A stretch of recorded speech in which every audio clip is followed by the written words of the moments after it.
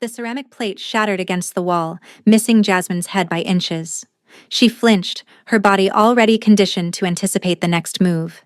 Victor's face was contorted with rage, his expensive suit jacket discarded on the floor, tie loosened around his neck like a noose waiting to tighten. "You think you can embarrass me like that?" His voice was low, dangerous. Smiling at that waiter like some kind of... "I was just being polite," Jasmine whispered, her back pressed against the kitchen counter. Her hands trembled as she reached for her phone in her pocket, a lifeline she'd learned to keep close. "Polite?" Victor laughed, the sound devoid of humor. "You were flirting, right in front of me, in front of my colleagues." It had been another business dinner, another night of Jasmine playing the perfect wife. She'd smiled when expected, laughed at unfunny jokes, and yes, she'd thanked the waiter when he refilled her water. That simple act of courtesy had been enough to trigger Victor's jealousy. The first blow came fast. His hand connected with her cheek, the sharp crack echoing in their upscale downtown loft. Jasmine's head snapped to the side, tears springing to her eyes more from shock than pain. She'd learned to disconnect during these moments, to float somewhere above her body where his fists couldn't reach. When Victor finally tired himself out, he straightened his tie, ran a hand through his perfectly styled hair, and walked to the bedroom without another word. This was the pattern, the explosion, the violence, then the cold silence. Tomorrow he'd bring her flowers and apologize. The day after that, he'd find another reason to explode. Jasmine slid down the wall onto the cool tile floor, her entire body shaking.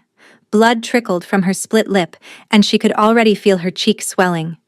She pulled out her phone with trembling fingers, squinting through tears at the screen. She needed to reach someone, anyone. Her sister Keisha had told her to call any time, day or night. Through blurred vision and shaking hands, Jasmine typed out the message. "He beat me again. I don't know how much more I can take. Please help me." She hit send and waited, drawing her knees up to her chest. The apartment was silent except for the sound of the shower running in the bathroom. Victor was washing away the evidence of what he'd done, as if soap and water could cleanse him of his sins. Her phone buzzed. Jasmine looked down, expecting words of comfort from her sister. Instead, she saw an unfamiliar response. "Who is this? Are you in immediate danger?" Jasmine's heart sank. She looked at the number she'd sent the message to, and horror washed over her. She'd transposed 2 digits. This wasn't Keisha's number. She'd sent her most vulnerable moment to a complete stranger. "I'm so sorry," she typed quickly. "Wrong number. Please delete that message." The response came almost immediately. "If someone is hurting you, you need help. Where are you?" "It's fine. I made a mistake. Please forget you saw this." There was a longer pause this time. Jasmine wiped the blood from her lip with the back of her hand, trying to quiet her ragged breathing. The shower had stopped. She needed to clean up the broken plate before Victor came back out.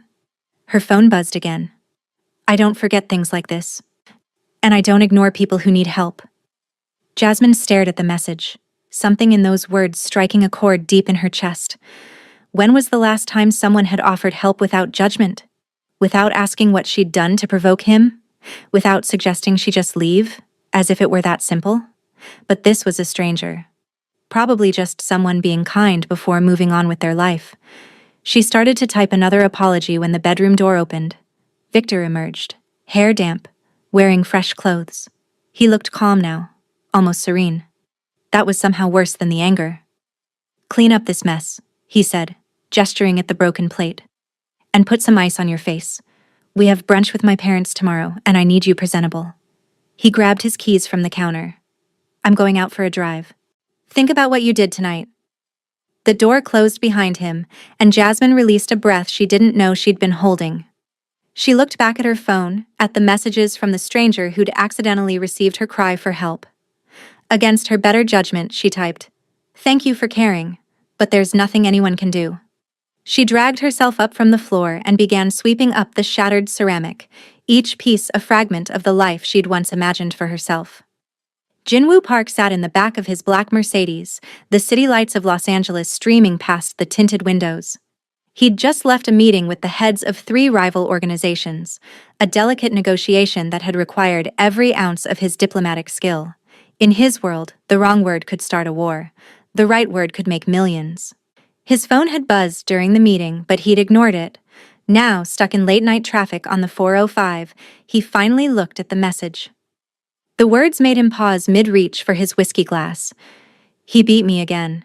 I don't know how much more I can take. Please help me. Jin-woo had been in the criminal underworld since he was 17, climbing from enforcer to underboss to his current position as head of the Baekho faction. He'd seen violence in every form imaginable. He'd ordered it, executed it, profited from it. But there were lines, even he wouldn't cross. His own father had been a violent drunk who'd terrorized Jin-woo's mother until the day she finally escaped, taking her young son with her. She'd died when Jin-woo was 15. But not before instilling in him an ironclad principle. Real men don't raise their hands to women or children. Those who do deserve no mercy. He read the follow-up messages, noting the panic in the sender's hasty apology, the resignation in her final text. There's nothing anyone can do. Jin-woo's jaw tightened. He'd heard those words before from his mother's lips. He'd been too young, too powerless to help her then. But he wasn't powerless now. Minjun, he said to his driver and right-hand man, I need you to trace a number for me. Minjun glanced in the rear-view mirror, one eyebrow raised. In their line of work, strange requests were common, but something in Jin-woo's tone suggested this was personal. Yes, Hyungnim. Minjun pulled out his own phone, connecting to their tech specialist. Within minutes, they had a name and address. Jasmine Collins, 29 years old. Minjun read from the information coming through. Married to Victor Harrington, 34, investment banker at Sterling & Cross. They live in the Wilshire Corridor, luxury building, Unit 4208. Jin-woo knew the building. It was where wealthy professionals lived, the kind of place where everyone minded their own business and domestic disturbances got smoothed over with generous donations to the building fund.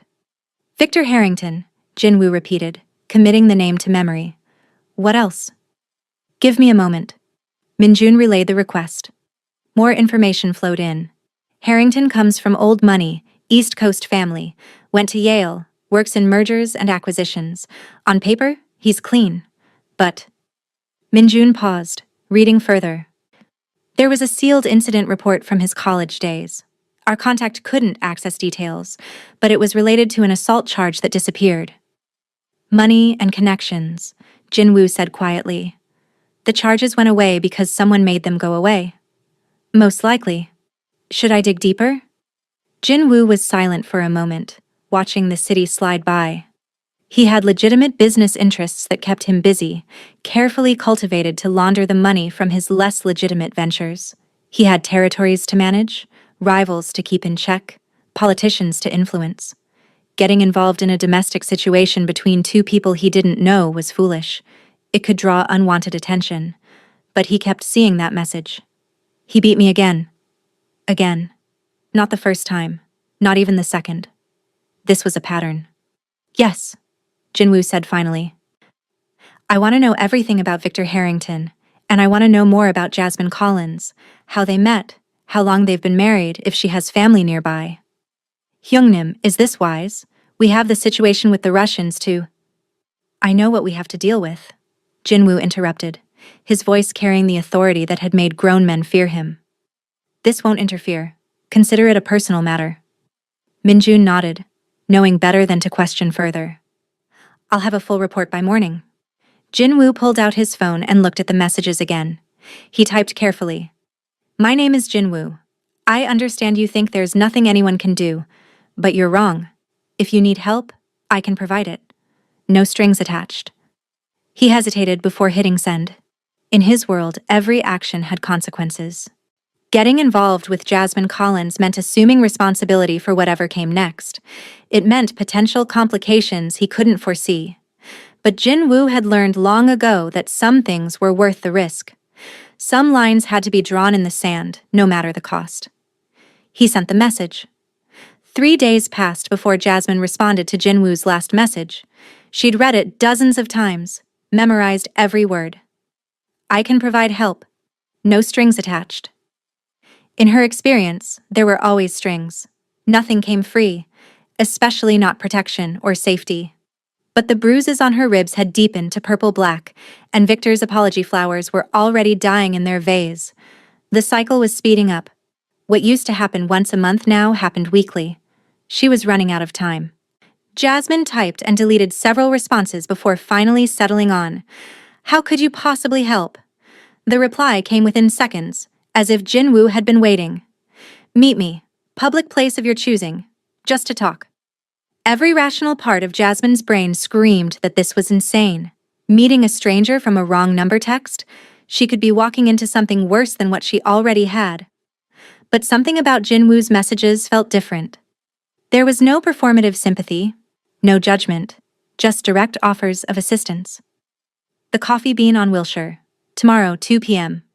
I can only stay 30 minutes. Victor would be at work. She'd tell him she had a doctor's appointment if he checked her location." "I'll be there," Jinwoo responded. "So you can recognize me. I'll be wearing a gray suit, black tie. Korean? I about 6 feet tall." The next day, Jasmine spent an hour deciding what to wear, something that covered the bruises but didn't look like she was covering bruises. She settled on a long-sleeved navy dress and sunglasses despite the overcast weather. The makeup on her cheek was thick enough to hide the yellowing remnants of Victor's fist. The Coffee Bean was moderately busy when she arrived, filled with the usual mixture of freelancers on laptops and people escaping their daily routines. Jasmine ordered a green tea she didn't want and found a table near the window where she could watch the door. Jinwoo arrived exactly at 2. Jasmine knew it was him immediately, not just because of his description, but because of the way he carried himself. There was a quiet confidence in his movements, an alertness in his eyes as they swept the room. When his gaze landed on her, something shifted in his expression. Recognition, followed quickly by something that looked like controlled anger. He could see the bruises despite her makeup. Jinwoo approached the table slowly, as if afraid of startling her. Up close, he was striking. Sharp features, dark eyes that missed nothing, and an expensive suit that fit perfectly.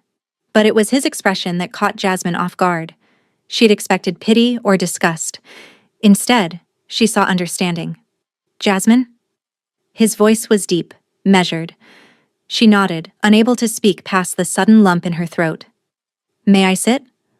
Another nod. Jinwoo sat across from her, not touching the chair back, maintaining perfect posture. He didn't reach for her hand or invade her space. He simply waited, giving her time to find her voice. "I don't know why I'm here," Jasmine finally said.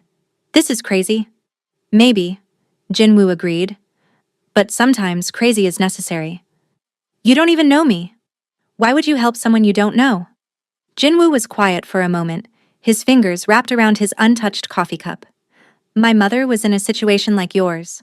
My father drank, got violent. She thought she had nowhere to go. No one who would help without asking what she'd done to provoke him. By the time she found the courage to leave, the damage was done. She was never the same." Jasmine felt tears prick her eyes. "I'm sorry." "Don't apologize. Just let me ask you something. When you think about your future, what do you see?" "I don't think about the future anymore," Jasmine admitted. "I just try to survive each day." "That's not living. That's existing." Jinwoo leaned forward slightly. "I'm going to be direct with you, because I think you need someone to be direct. Your husband is going to kill you. Maybe not today, maybe not next week, but eventually. Men like him don't stop. They escalate." The bluntness should have offended her, but instead Jasmine felt a strange relief. Finally, someone was saying what she'd been too afraid to acknowledge.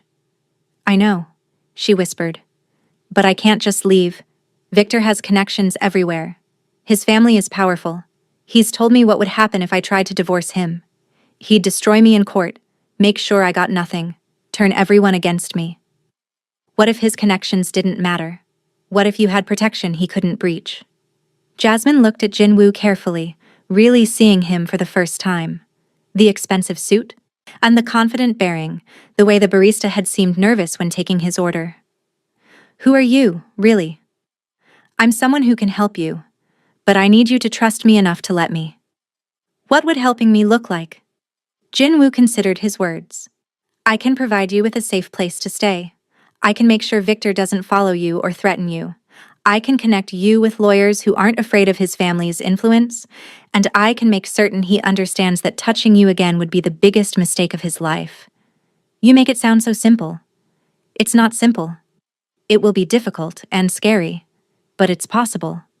The question is whether you're ready to take that step.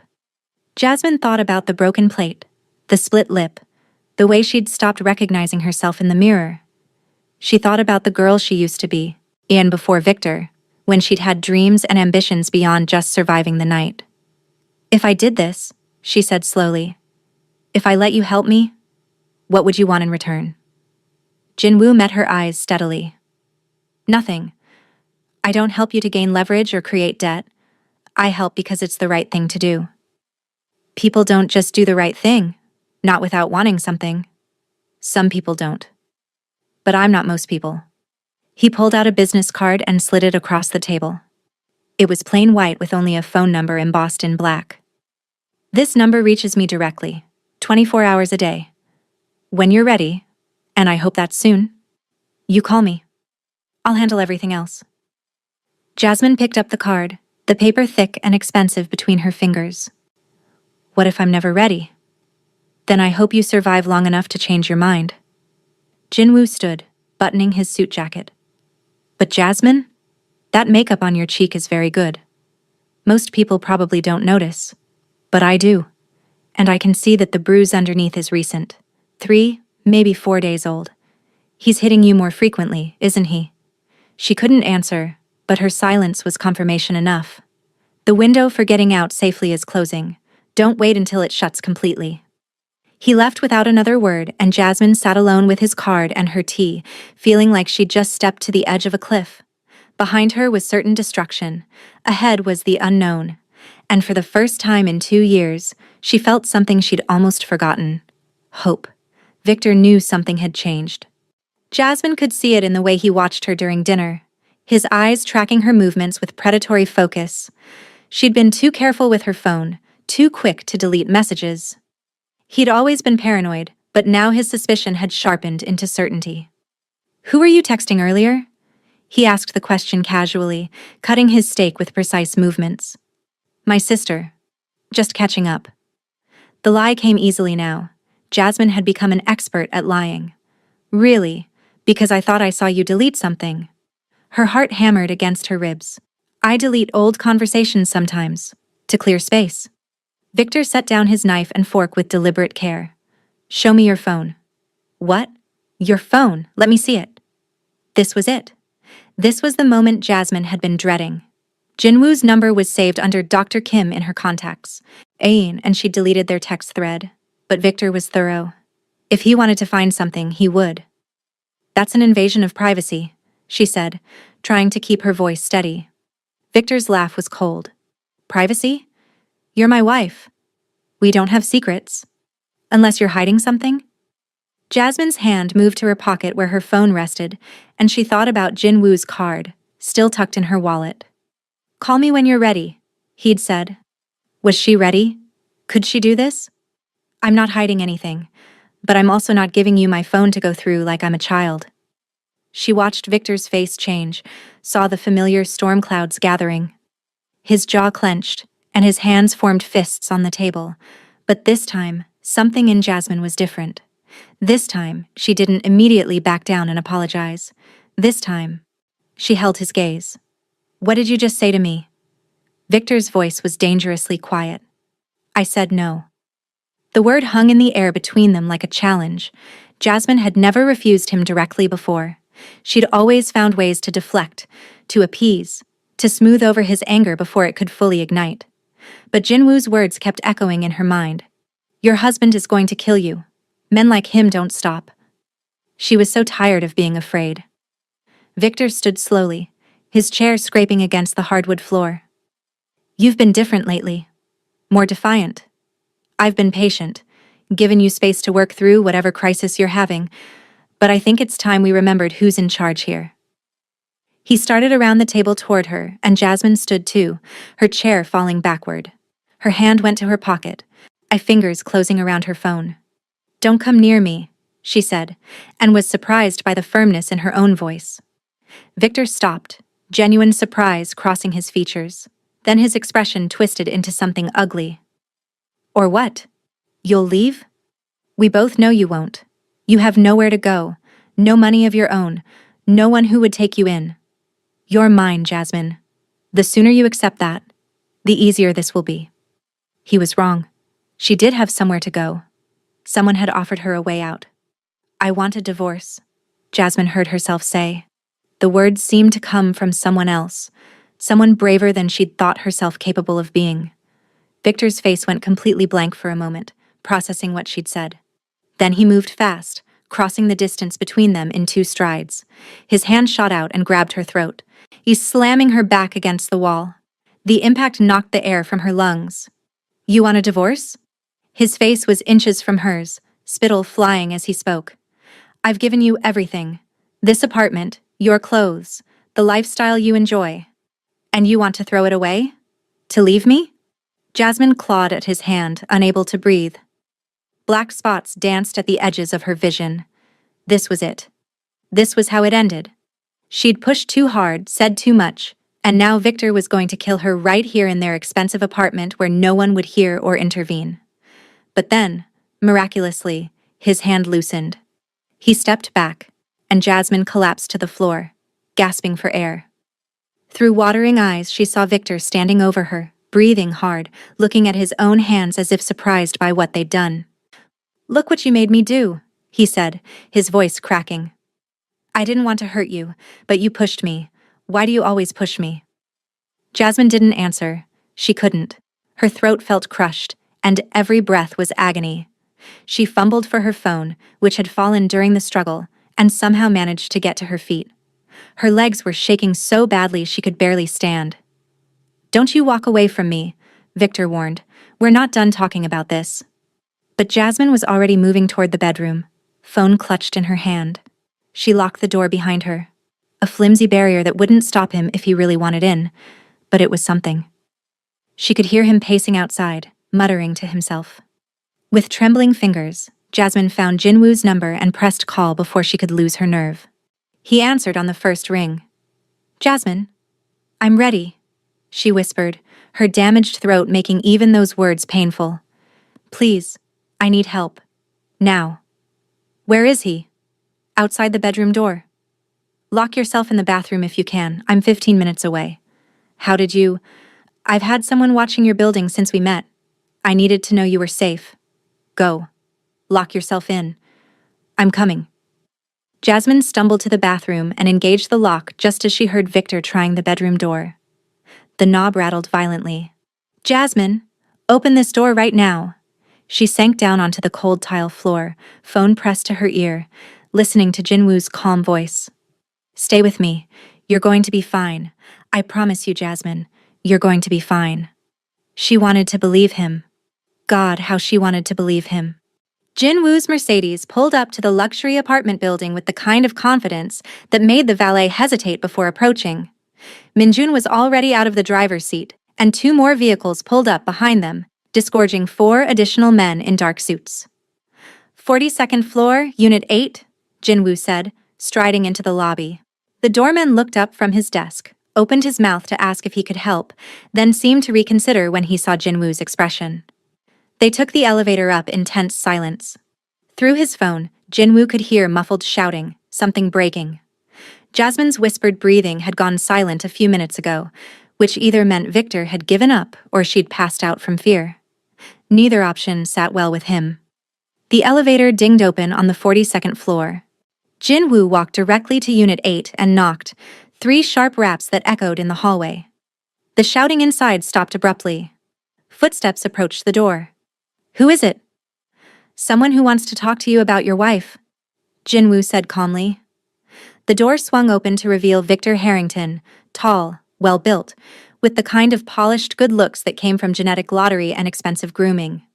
His tie was loosened, hair disheveled, face flushed with anger. He looked Jinwoo up and down, clearly trying to place him. Who the hell are you? A friend of Jasmine's. May I come in? Victor's eyes narrowed. I don't know what Jasmine told you, but this is a private matter between husband and wife. You need to leave before I call security. I don't think you want to do that, Jinwoo said. He nodded, and Minjun moved forward, eye displaying his phone screen. On it was a video, clearly taken from a neighbor's security camera, showing Victor dragging Jasmine by her hair into their apartment 2 weeks ago. Victor's face went pale. Where did you get that? It doesn't matter. What matters is that I have it, along with hospital records, police reports that were mysteriously withdrawn, and testimony from 3 people who've witnessed your behavior. What matters is that your career at Sterling and Cross would be over if any of this became public. What matters is that you're going to let Jasmine leave tonight without any interference. You're threatening me? Victor's voice rose. Do you know who my family is? Do you have any idea the kind of legal trouble you're inviting? Jinwoo smiled, and it wasn't a pleasant expression. Victor Harrington, son of Judge Harrison Harrington, grandson of Senator Thomas Harrington. Yale graduate, member of the Porcellian Club. Yes, I know exactly who your family is. I also know that your grandfather's Senate seat is up for re-election next year, and the last thing your family needs is a domestic violence scandal, so here's what's going to happen. Jinwoo stepped forward, forcing Victor to step back into his own apartment. The other men followed, creating an imposing wall of muscle and expensive suits. Jasmine is going to pack a bag. You're going to stand here quietly while she does. You're not going to speak to her, touch her, or even look at her. Then she's going to leave with us. Tomorrow, you're going to receive divorce papers, which you will sign without contest. You will not ask for alimony. You will not fight over assets. And you will split everything 50-50. Are we clear? Victor's face was red now, veins standing out on his forehead. And if I refuse? If I fight this? Then every piece of evidence I have gets sent to the media, your firm's board of directors, and the California Bar Association. Your career ends. Your family's political ambitions end. And that's if you're lucky. If I'm lucky? Is that a threat? Jinwoo's expression went cold. No, Mr. Harrington, this is a threat. If you ever go near Jasmine again, if you contact her, follow her, or make any attempt to harm her in any way, I will ensure you regret it in ways your privileged life has never prepared you for. I am not bound by the same rules as your family's lawyers and judges. I play a very different game, and in my game, the consequences are permanent. Victor's hands clenched into fists. Who are you? Someone you don't want as an enemy. Now, where is your wife? I'm here. Jasmine's voice came from the hallway. She'd emerged from the bedroom, a small suitcase in her hand. Her face was pale, eyes red from crying, but she was standing straight. When she saw Jinwoo, relief flooded her features. Jasmine, you can't be serious about this, Victor said, switching tactics, his voice suddenly gentle. Baby, we can work this out. We don't need these people involved in our marriage. I love you. Everything I do is because I love you so much. Don't, Jasmine said, her voice hoarse from where he'd choked her. Don't call me baby. Don't say you love me. Love doesn't leave bruises, Victor. Love doesn't make you afraid to exist in your own home. I have a problem, I admit that. But I'll get help. I'll see a therapist, go to anger management, whatever you want. Just don't leave. Please. Jasmine walked toward the door, toward Jinwoo. I'm done begging for crumbs of basic human decency. I'm done pretending your violence is somehow my fault. I'm done, Victor. We're done. Victor's mask slipped, revealing the rage beneath. He lunged toward Jasmine, but Minjun moved faster, intercepting him and slamming him against the wall. Victor struggled, but Minjun had 6 inches and 40 pounds of muscle on him. I believe the lady said she's leaving, Minjun said pleasantly. Jinwoo offered Jasmine his arm. Are you ready?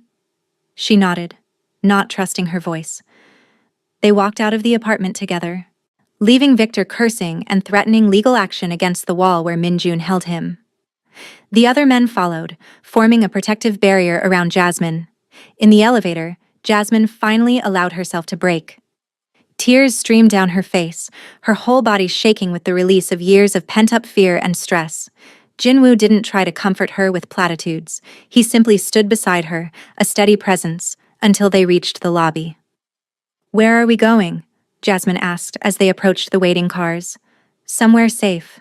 Somewhere he can't reach you. She looked back at the building, at the prison that had masqueraded as a luxury apartment. I can't believe I actually left. You were brave. That took tremendous courage. I was terrified. Courage isn't the absence of fear, Jasmine. It's acting despite it. Ah, you did that tonight. She climbed into the Mercedes, sinking into the leather seat. As they pulled away from the curb, Jasmine felt something she hadn't experienced in years. Freedom. It was terrifying and exhilarating in equal measure. Thank you, she whispered. Jinwoo nodded. You're welcome. But this is just the beginning. Now comes the hard part. What's harder than leaving? Rebuilding. Becoming who you were always meant to be. He looked at her seriously. And dealing with Victor's retaliation, because men like him don't let go easily. Jasmine knew he was right. She'd escaped, but the battle was far from over. Victor had connections, money, and a vindictive streak that wouldn't accept defeat. The thought should have terrified her. But as the city lights blurred past the window, and Jinwoo's steady presence anchored her to this new reality, Jasmine found something else taking root beneath the fear. Determination. She'd survived this long, she would survive what came next. And this time, she wouldn't be alone. Victor Harrington was not a man accustomed to losing. The morning after Jasmine left, he sat in his corner office at Sterling and Cross, staring at the divorce papers that had been delivered by courier at 7 a.m. The terms were exactly as Jinwoo had dictated. No-fault divorce, 50-50 split of assets, no alimony, and an ironclad non-disclosure agreement. He crumpled the papers in his fist. Who the hell did this Jinwoo think he was? Some Korean gangster with delusions of power, thinking he could threaten a Harrington? Victor picked up his phone and called his father. Victor. It's early. Judge Harrison Harrington answered, voice gruff. Dad, I need help. Jasmine left me. Some thug named Jinwoo helped her, threatened me, has evidence of some past incidents. There was a long pause. What kind of evidence? Videos, hospital records, things that could be misinterpreted. Misinterpreted. His father's voice went cold. Victor, I've told you to be more careful. Your grandfather's election. I know about grandfather's election. That's why I'm calling you. We need to make this go away quietly. I need lawyers, private investigators, whatever it takes. What's this man's full name? Jinwoo. That's all I got. Korean, runs with a crew, drives a Mercedes. Another pause. Then his father said something that surprised Victor. Forget about this, Victor. Sign the papers. Let Jasmine go. And this is not a fight you want. What? Dad, we're Harringtons. We don't... I'm going to say something to you now, and I need you to listen carefully. There's only one Jinwoo in Los Angeles with the kind of power to walk into your building with armed men and make threats. Jinwoo Park runs the Baek Ho faction. Do you understand what that means? Victor felt ice settle in his stomach. He'd heard rumors about Korean organized crime in L.A., but he'd always dismissed them as exaggerated. The Baek Ho. That's one of the most powerful criminal organizations on the West Coast. They control everything from shipping to real estate to half the politicians in this city. If Jinwoo Park is protecting your wife, it means she somehow earned his favor. And that means you are completely out of your depth. But we're Harringtons. Grandfather knows people. We have influence. Influence operates in the legal world, Victor. These people operate outside of it. Your grandfather's political connections mean nothing to them.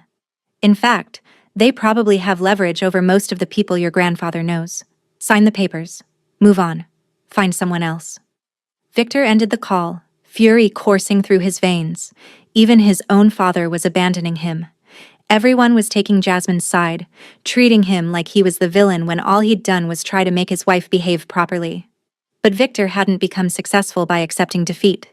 If he couldn't use his family's connections, he'd find another way.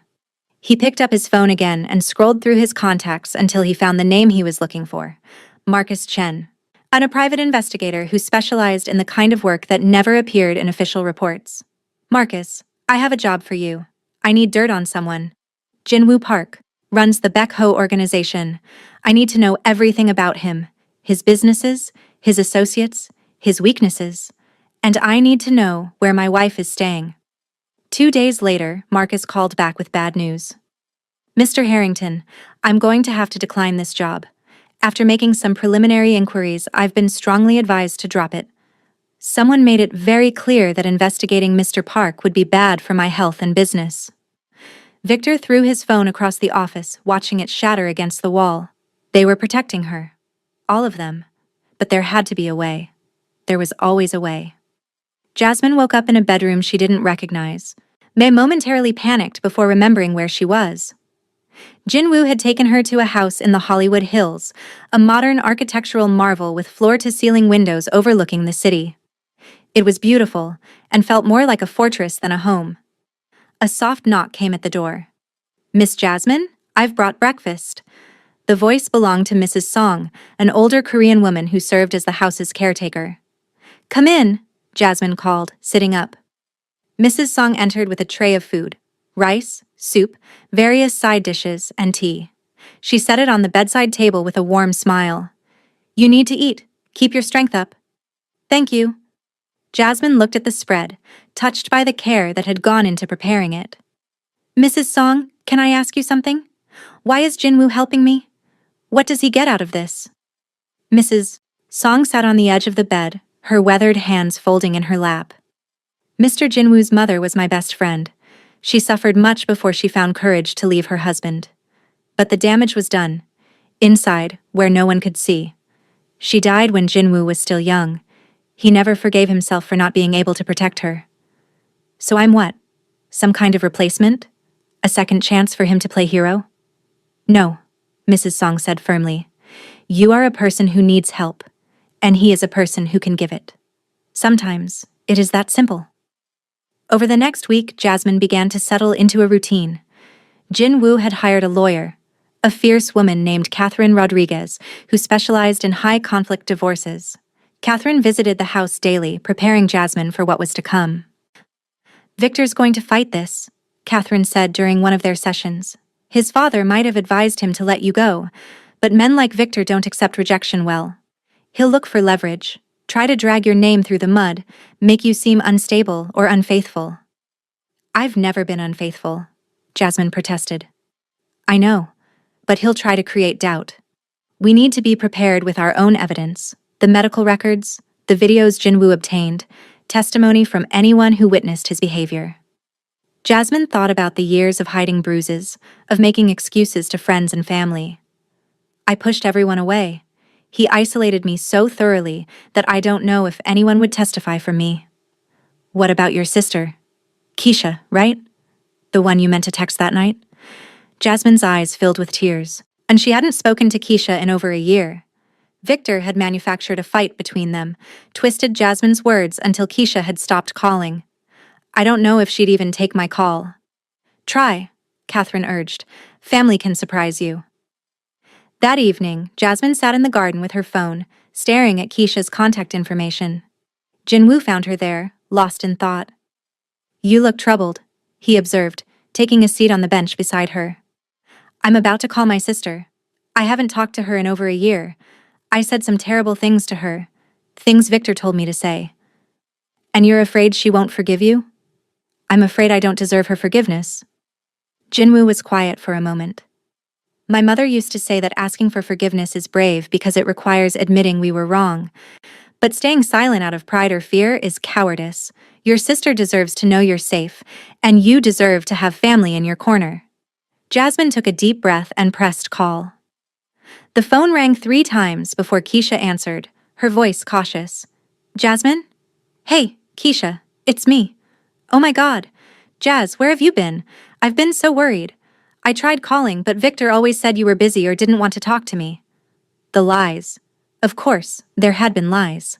"Keisha, I need to tell you something. About Victor, about our marriage, about why I really pushed you away." Over the next hour, Jasmine told her sister everything. The abuse, the control, the fear. She explained how Victor had manipulated her into cutting ties with everyone who might have helped her escape.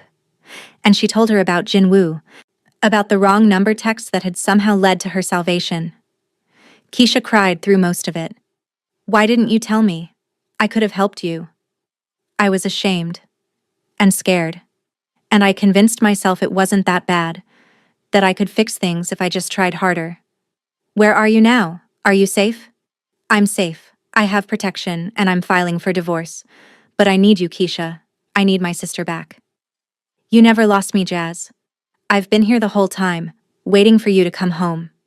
After they hung up, Jasmine turned to find Jinwoo still sitting there, giving her privacy but staying close enough to offer silent support. Thank you, she said, for everything. I know I keep saying it, but I don't know how else to express what this means to me. You don't have to thank me. Just focus on healing. Nah, the rest will come. Can I ask you something personal? Jinwoo nodded. Do you ever regret the life you've chosen? The things you've had to do? He considered the question carefully. I regret many things, but I don't apologize for who I am, or the choices that led me here. My world is dark, violent, and unforgiving. But it's also given me the power to help people like you. If I'd chosen a different path, I wouldn't have the resources or influence to stand against men like Victor. So no, I don't regret it. I've made peace with the cost. Doesn't it get lonely? Living in that world? Jinwoo met her eyes, and for a moment his carefully maintained composure slipped. She saw the loneliness he carried, the isolation that came with his position. Very. But loneliness is preferable to helplessness. And I learned that lesson when I was 15 years old, watching my mother's funeral, knowing I'd been too weak to save her. Jasmine reached out and took his hand. It was a simple gesture, but it felt monumental. Jinwoo looked down at their joined hands, surprised. You're not alone now, Jasmine said softly. And neither am I. Victor's desperation had reached a critical point. Every avenue he'd tried had been blocked. His father refused to help, his private investigators backed away, and his lawyers advised settling quietly. Even his colleagues at work had started giving him strange looks after rumors of his domestic situation began circulating. He knew Jinwoo Park was behind it all. Somehow, that gangster had poisoned every well, closed every door. Victor had never felt so powerless in his life, and the feeling enraged him. And if he couldn't get to Jasmine through legal means, he'd find another way. Victor started following the patterns. Jinwoo's men were careful, but they were predictable. Jasmine had a therapy appointment every Tuesday at 3 p.m. in Beverly Hills. The same 2 bodyguards always accompanied her, and they always took the same route. On the 3rd Tuesday, Victor was waiting. He'd rented a nondescript sedan and parked it along their route, watching as the black Mercedes carrying Jasmine pulled into the parking structure. The bodyguards did a sweep before allowing her to exit the vehicle. Victor didn't approach. Not yet. He just wanted to see her, to remind himself what he was fighting for. When Jasmine emerged from the car, Victor's breath caught. She looked different, healthier somehow. Her shoulders weren't hunched. Her movements weren't tentative. She was walking like a woman who wasn't afraid. It filled him with irrational fury. How dare she look happy without him? He followed at a distance as she entered the building, watched through the glass as she checked in at the reception desk. One of the bodyguards stayed in the lobby while the other returned to the car. An idea formed in Victor's mind. A reckless, dangerous idea. But he was past the point of rational decision-making. He waited until Jasmine's session was over and she emerged from the building. As she walked toward the waiting car, Victor stepped out from behind a pillar. Jasmine, he called out. She froze.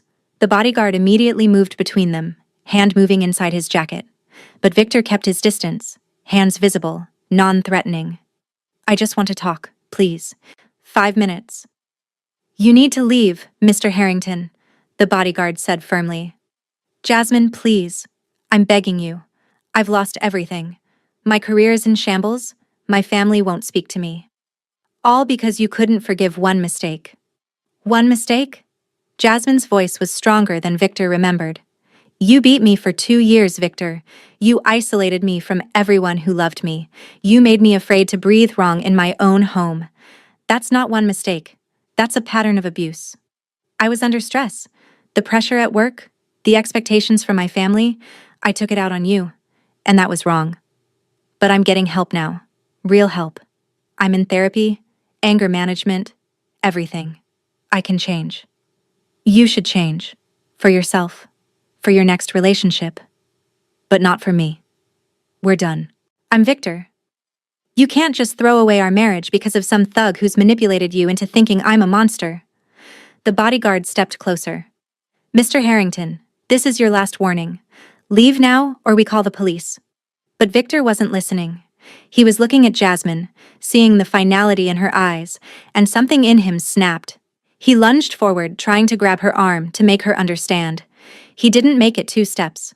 The bodyguard moved with professional precision, intercepting Victor and slamming him face first into the concrete pillar. Pain exploded across Victor's cheek, and he felt blood pour from his broken nose. "You broke my nose!" Victor screamed, hands coming up to his face. "You violated the restraining order Miss Collins filed yesterday," the bodyguard said calmly. "I defended my client from assault. Now you have 10 seconds to leave before the police arrive. They're already on their way."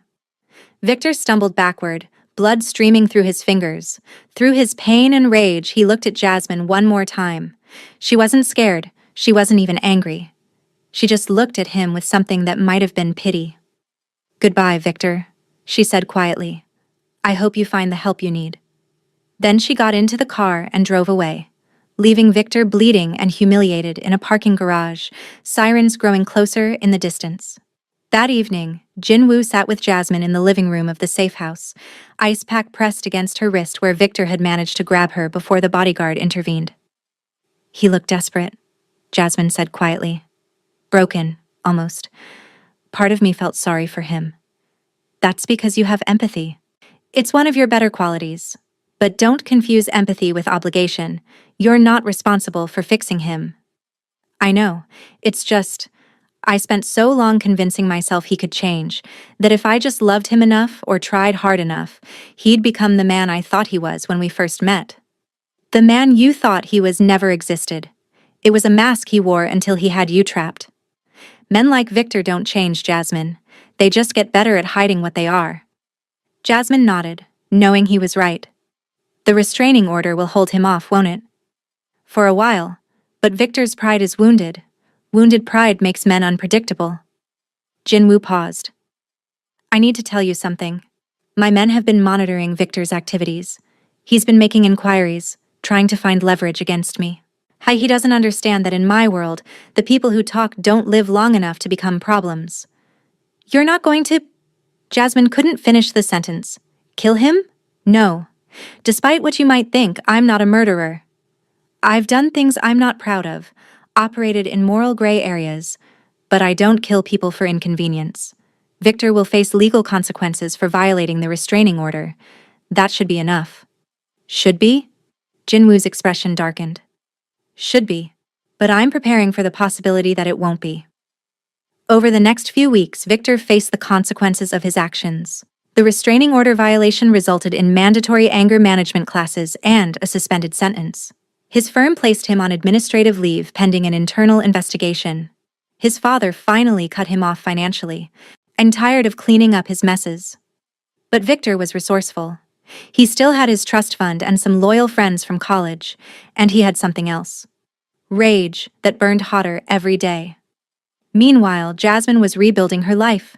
She'd reconnected with Keisha, started volunteering at a domestic violence shelter, and begun the process of rediscovering who she was outside of Victor's shadow. Catherine Rodriguez had filed the divorce papers, and surprisingly, Victor had signed them without contest, probably on his lawyer's advice after the restraining order incident. Jasmine was free. Legally, financially, emotionally free. But freedom came with its own complications. As the weeks passed and she spent more time with Jinwoo, Jasmine realized her feelings for him had evolved beyond gratitude. He was unlike anyone she'd ever known. Dangerous and gentle in equal measure, powerful but never domineering, protective without being possessive. One evening, after Mrs. Song had gone home and the bodyguards were stationed outside, Jasmine found Jinwoo in his study, reviewing documents. "Can I interrupt?" she asked from the doorway. He looked up, a slight smile crossing his face. "Always." Jasmine entered and sat across from him. "I've been thinking about what happens next. The divorce is almost final. I've saved enough from the settlement to get my own place. I can't stay here forever." Something flickered in Jinwoo's eyes. "You can stay as long as you need to." "But that's the thing. I don't need to anymore. I'm strong enough to stand on my own now. You help me find that strength." She paused. "But I don't want to leave." Jinwoo set down his pen carefully. Jasmine, I know this is complicated. I know your world is dangerous and that getting involved with you would be difficult. But I also know that I've felt more alive, more myself in these past few months than I did in my entire marriage. You see me, Jinwoo, the real me, and I see you too. You don't know everything about me. The things I've done, the people I've hurt to maintain my position. I know enough. I know you're a good man trying to do right in a world that doesn't always reward goodness. I know you saved my life and asked for nothing in return. I know when I'm with you, I feel safe and valued and whole. Jinwoo stood and walked to the window, looking out at the city lights. I care about you, Jasmine, more than I should. But my life isn't normal. There are dangers, enemies, constant threats. I can protect you from Victor, but there are other things I can't protect you from. Other people in my world who would see you as a weakness to exploit. Jasmine joined him at the window. I'm not asking for normal, I'm asking for honest, for real. I've had normal and it nearly destroyed me. What we have, this thing between us, it might be complicated and unconventional, but it's real. Don't tell me you don't feel it too. Jinwoo turned to face her, and the walls he usually kept so carefully maintained crumbled just enough for her to see the truth. I feel it. Every day, every moment you're near me, I feel it. But I'm afraid of what it means. Then be afraid with me. We'll figure it out together. He cupped her face gently, his thumb brushing her cheek. You deserve someone whose hands aren't stained with the things mine are. I deserve someone who sees me as an equal, who respects my choices, who makes me want to be braver than I am. That's you, Jinwoo. That's been you from the moment you answered that wrong number text. He kissed her then, soft and careful, as if she were something precious that might break. Jasmine kissed him back, pouring 2 months of growing feelings into it. Gratitude and respect, and something deeper that she wasn't quite ready to name. When they finally pulled apart, Jinwoo rested his forehead against hers. This won't be easy. Nothing worth having ever is. Victor had spent 3 months watching his entire life fall apart. His job was gone. His family had disowned him, and his friends had distanced themselves. All because of Jasmine and that Korean gangster who'd stolen her away. The rational part of Victor's brain knew he'd brought this on himself, that his behavior had been inexcusable, but rational thought had been drowned out by obsession. He'd convinced himself that if he could just get Jasmine back, everything would return to normal. She was the key to restoring his life. He'd tracked their patterns more carefully now. He knew Jasmine had moved into Jinwoo's house permanently, that they were, according to his sources, involved romantically. The thought made Victor's blood boil. His wife, sleeping with a criminal, and everyone acted like she was the victim. Victor formulated a plan. It was desperate and dangerous, but he was past caring. He'd acquired a gun through a contact from college, learned the security patterns around Jinwoo's house, and waited for his opportunity. It came on a Thursday evening. Jinwoo had left for a business meeting and only 2 guards remained at the property. Victor watched from a distance as one guard did a perimeter check, leaving the front temporarily unmanned. He made his move, approaching the house from the blind spot he'd identified. The security was good, but not perfect. Victor managed to reach the side entrance, the gun heavy in his jacket pocket. Inside, Jasmine was in the kitchen with Mrs. Song, laughing about something as they prepared dinner. It was such a normal, domestic scene that it infuriated Victor even more. She was happy. She'd moved on. She'd replaced him. Victor's hand closed around the gun. But before he could even draw it, something hard pressed against the back of his skull. Minjun's voice was calm and professional. Move, and you're dead. Victor froze. How had they known? He'd been so careful. Did you really think we wouldn't notice you watching the house for weeks? Minjun continued. We let you get this far to see what you'd do. Now I know. 2 more guards appeared from the shadows. They'd been waiting for him, prepared for this exact scenario. I just wanted to talk to my wife, Victor protested weakly. With a gun in your pocket? Try again. In the kitchen, Jasmine had heard the commotion. She appeared in the doorway, Mrs. Song behind her, and her expression when she saw Victor was neither fear nor anger. It was disappointment. You just couldn't let it go, could you? Jasmine said quietly. You're my wife, Victor pleaded. We took vows. For better or worse, remember? You don't just get to walk away because things got difficult. Difficult? Jasmine's voice rose. You beat me, Victor. You terrorized me. You made me feel like I was worth nothing. That's not difficult. That's abuse. And I'm not your wife anymore. The divorce was finalized 2 weeks ago. The words hit Victor like a physical blow. Finalized. It was really over. What now? He asked, looking at the guards surrounding him. Now you leave Los Angeles, Minjun said. Your father has arranged a position for you in his firm's London office. You'll take it, move overseas, and never contact Jasmine again. If you refuse, the gun we just found on you during an attempted home invasion will be reported to police, and you'll spend the next 5 to 10 years in prison. Choose. Victor looked at Jasmine one last time, searching for any sign that she might still care, that there might be hope for reconciliation. But her expression was resolute. She'd moved on. She'd chosen Jinwoo's world over the life they'd built together. I choose London, Victor said finally, his voice defeated. Smart decision. You leave tomorrow. If we ever see you in California again, the consequences will be severe. Are we clear? Victor nodded. The guards escorted him out, and Jasmine watched through the window as they put him in a car and drove away. She expected to feel triumphant or relieved. Instead, she just felt tired. Jinwoo arrived home 20 minutes later, having been alerted to the situation. He found Jasmine in the garden, staring out at the city. Are you all right? He asked, sitting beside her. I think so. It's strange. I spent so long being afraid of him. And when he was finally here, all I felt was sad. Sad for the man he could have been. Sad for the time I wasted. Sad that it had to end this way. That's because you're healing. You're seeing the situation clearly now, without the fear clouding your judgment. He's really gone? This is really over? He's really gone. He'll be on a plane to London by morning, and my people will make sure he stays there. You're free, Jasmine. Truly free.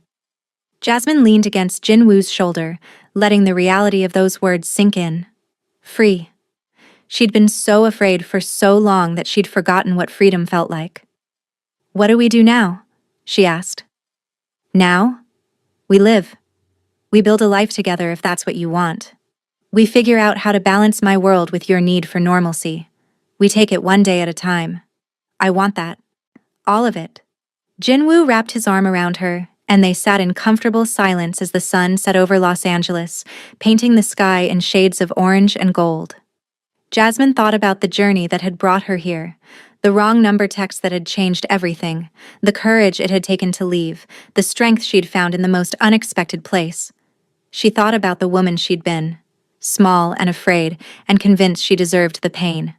And she thought about the woman she was becoming, strong and whole and capable of choosing her own path. It hadn't been easy. It had been terrifying and painful and complicated in ways she never could have imagined. But she'd survived. More than that, she'd flourished. As the last light faded from the sky, Jasmine made herself a promise. She would never again make herself small for someone else's comfort. She would never again accept crumbs when she deserved the whole feast. She would never again forget her own worth. And with Jinwoo beside her, facing whatever challenges their unconventional life might bring, she knew she'd never have to.